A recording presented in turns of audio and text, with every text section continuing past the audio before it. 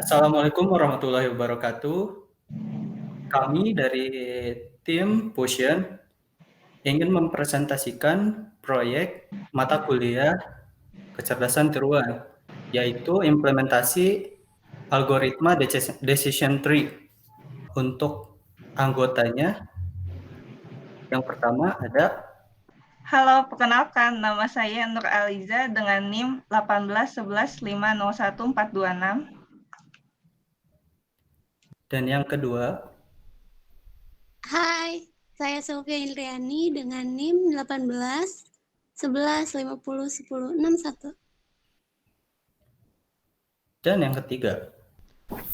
Nama saya Muhammad Rifki dengan NIM 18 11 50 13 27. Oke. Dan yang terakhir adalah saya. Nama saya Dani Juhaini dengan NIM 18 11 50 12 69. Decision tree merupakan salah satu algoritma atau metode dalam machine learning. Nah, dalam metode machine learning itu ada berbagai macam metode yang bisa digunakan, dan salah satunya yaitu decision tree. Untuk klasifikasi sendiri ada yang bisa digunakan selain decision tree, yaitu net bias, dan untuk klasifikasi atau clustering itu bisa menggunakan k-means. Ya, untuk algoritma decision tree menggunakan pendekatan supervised learning dalam mentraining modelnya.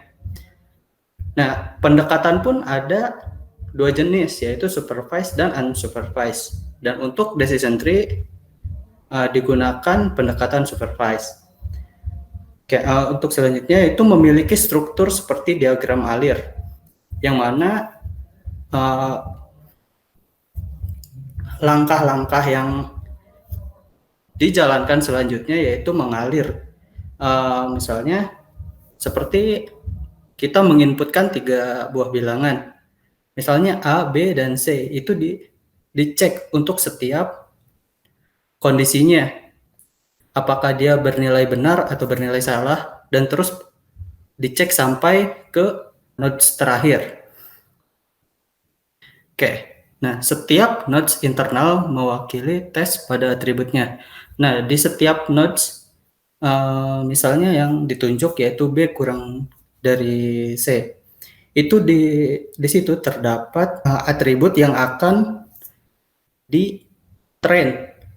Apakah dia termasuk ke yes atau no. Nah, untuk setiap cabang mewakili hasilnya, apakah dia akan bernilai yes atau bernilai no. Setiap node down mewakili label kelas. Nah, untuk node down atau node yang tidak memiliki nodes lagi selanjutnya, dia adalah representasi dari hasil yang didapatkan. Yang terakhir, jalur dari akar daun mewakili aturan klasifikasi. Nah, untuk jalur dari akarnya mewakili alur klasifikasi. Misalnya, pada contoh ini klasifikasi yang didapatkannya yaitu yes. Misalnya 3 angkanya, A kurang dari B, dia bernilai benar, B kurang dari C, dia bernilai benar. Dan hasil akhirnya, dia A kurang dari B, B kurang dari C. Semua hasil yang didapatkan yaitu benar. Oke, pada proyek kali ini kami menggunakan bahan yang telah disediakan. Dataset yang telah disediakan yaitu data kelulusan mahasiswa. Dan untuk bahasa pemrograman yang kami pakai yaitu Python dengan library pendukung Pandas, Skylern, dan GraphViz. Dan untuk editor yang kami gunakan yaitu Jupyter Notebook. Selanjutnya, saya akan menjelaskan tentang dataset, yakni data dari data kelulusan mahasiswa yang terdiri dari 379 baris, 15 kolom, dengan kolomnya yakni nama, jenis kelamin, status mahasiswa, umur, status nikah, IPS pada semester 1, semester 2, serta semester 8, dan IPK serta status kelulusan. Pada data ini terdiri dari dua macam, yakni data numerikal serta data kategorikal, dan terdapat dua target, yakni terlambat serta tepat. Selanjutnya, saya akan menjelaskan tentang kode program, yakni pada bagian persiapan. Pada sel pertama, itu digunakan untuk mengimport library atau package yang digunakan. Pada sel kedua, digunakan untuk memasukkan dataset, yakni data kelulusan mahasiswa. Dan pada sel ketiga, digunakan untuk menampilkan informasi seputar dataset data kelulusan mahasiswa.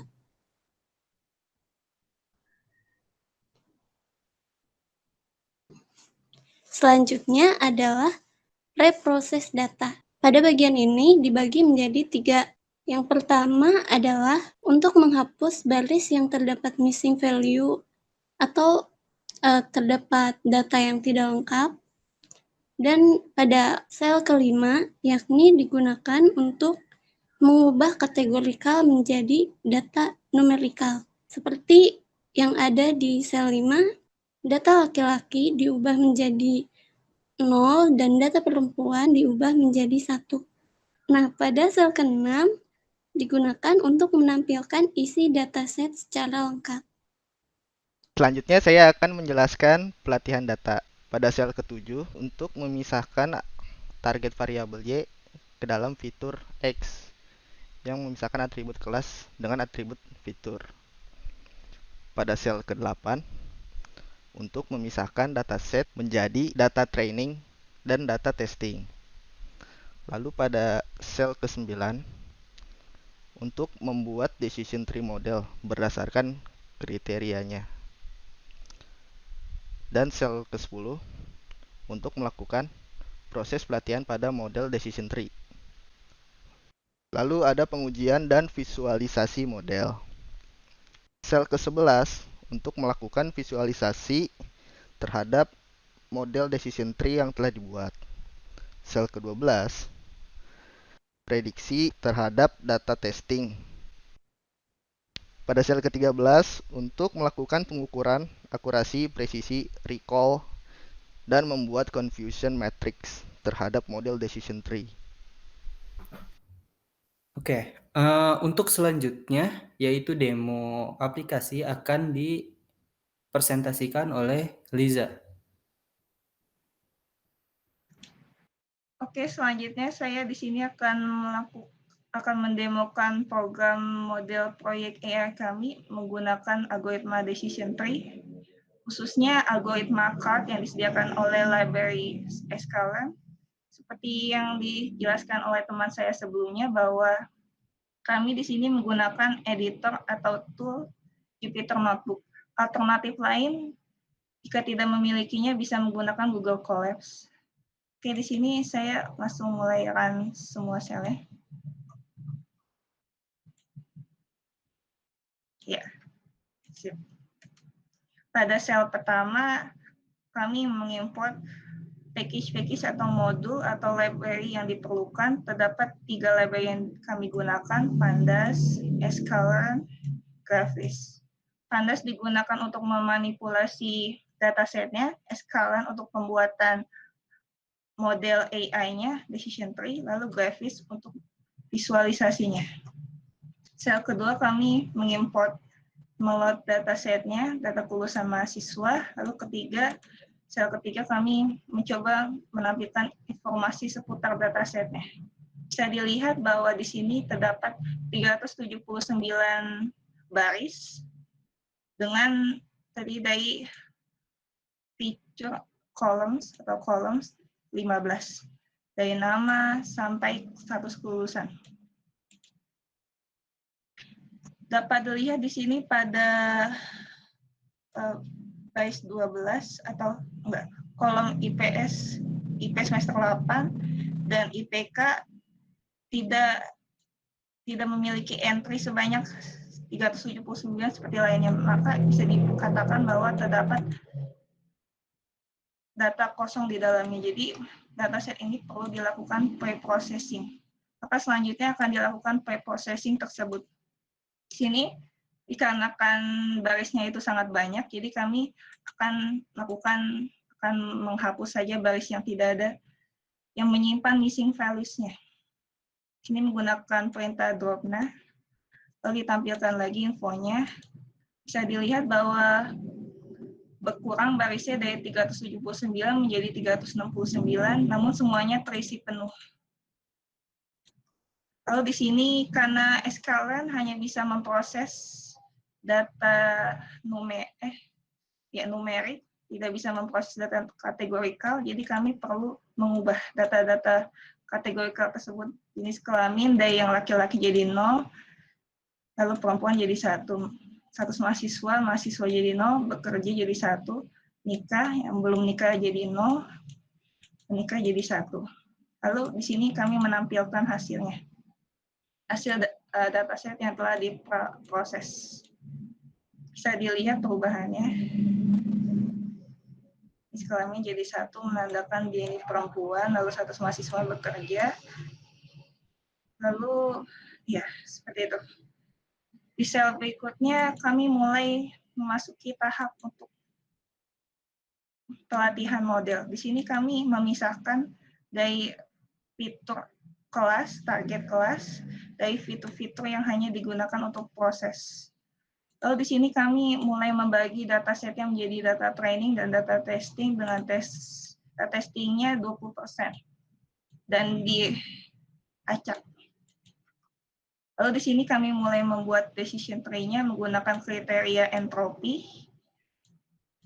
Kriteria lain yang terdapat di skalan ada gini, tapi kami menggunakan entropi, lalu diacak. Maksimal kedalaman dari decision tree-nya yaitu level 4. Jadi terdiri dari akar sampai 4 node ke bawahnya, 4 level. Di sini kami mulai melakukan proses training, didapatkan hasil model decision tree classifier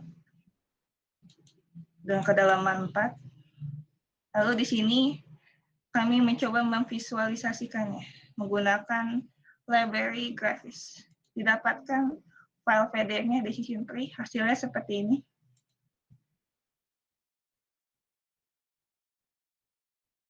Ini dia.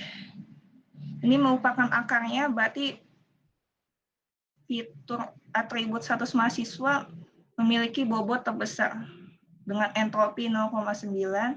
Lalu dianggap kalau status mahasiswanya merupakan mahasiswa, dia true, lalu dia pasti lulusnya tepat waktu.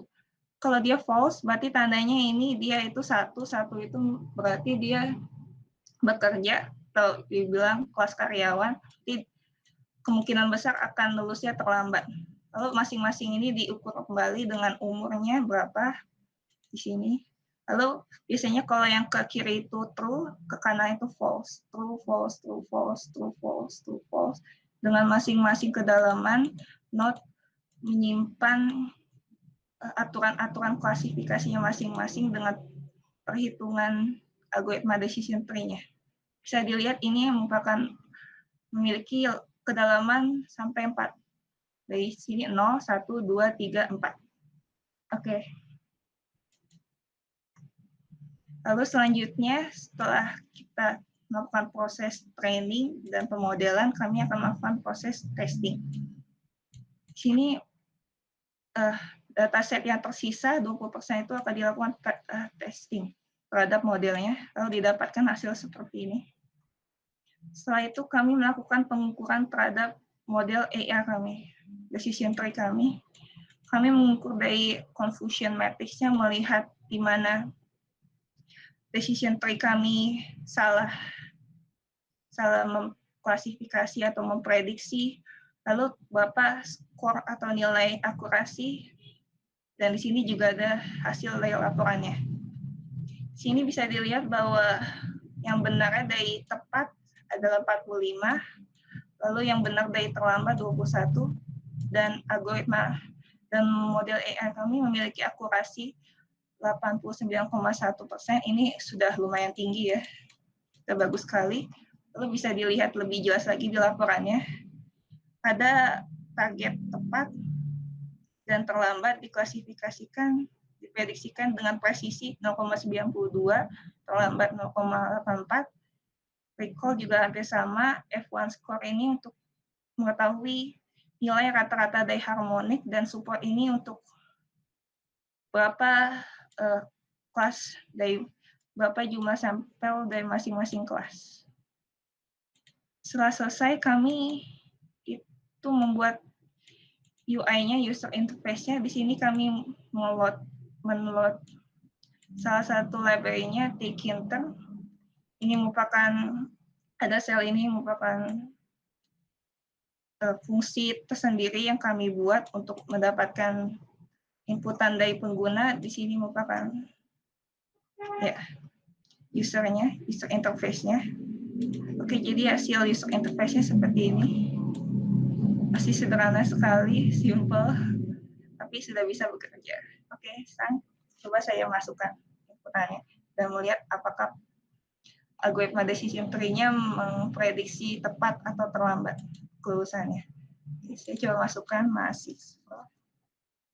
Usianya 22 lah, menikah belum,